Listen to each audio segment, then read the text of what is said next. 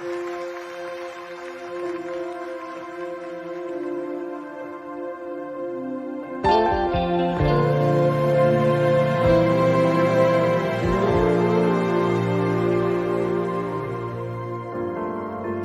Bapa yang setia, tak pernah sedati Kau tinggalkan diriku. Hatiku teguh di dalam janjimu sampai ku melihat kuasamu. Shalom Bapak Ibu Saudara yang dikasih Tuhan. Saya percaya sepanjang hari ini Anda dan kita semua diberkati Tuhan.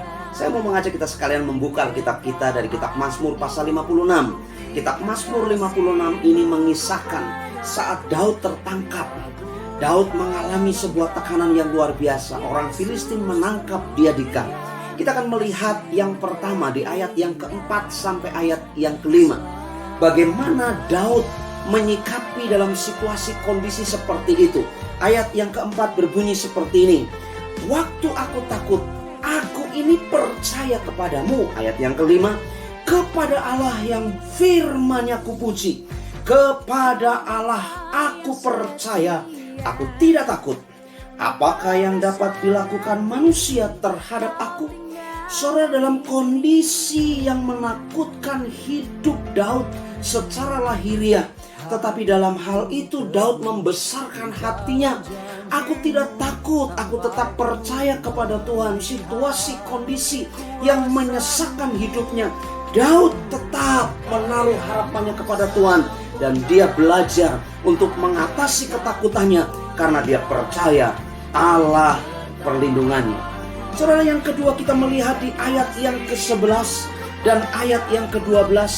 Kepada Allah firman-Nya kupuji, kepada Tuhan firman-Nya kupuji.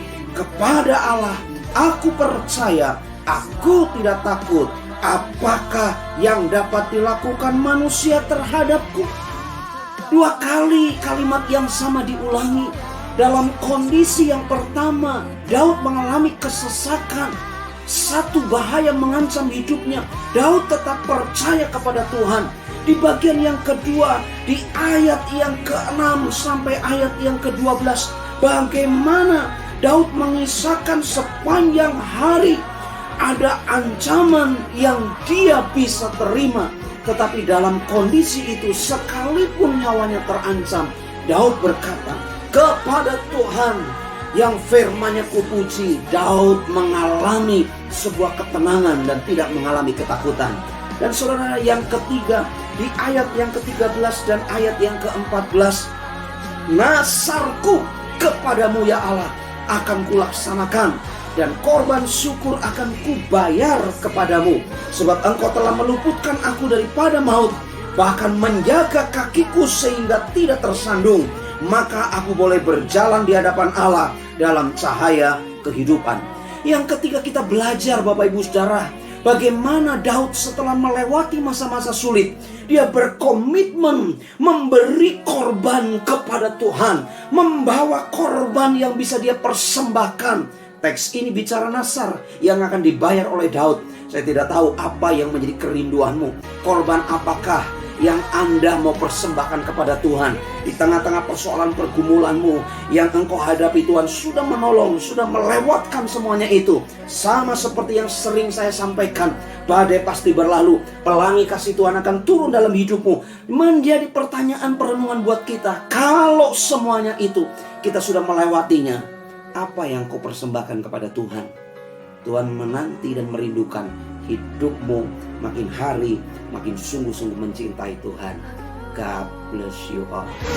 Teragungkan Engkau, Yesus termulia, kasih-Mu terindah, kasih-Mu terindah.